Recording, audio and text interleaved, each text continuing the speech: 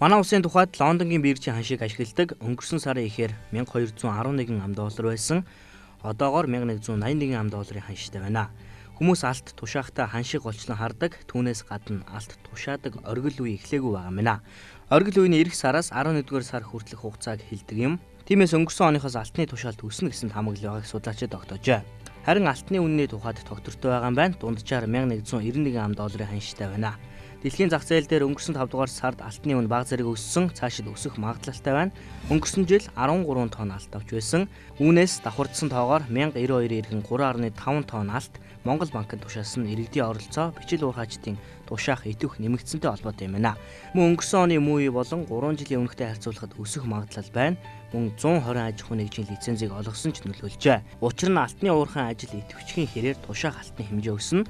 Урьдчилсан тооцооллоор энэ жил 15-аас 20 тонн алт авна гэж төлөвлөжээ. Манай улсын хувьд өнгөрсөн оны 6 дугаар сард 2 тонн алтыг экспортлж байсан. Харин энэ жил 4.2 тонн алтыг экспортлоод байна. Ингэснээр 160 сая ам долларын нөөц бүрдүүлж чаджээ.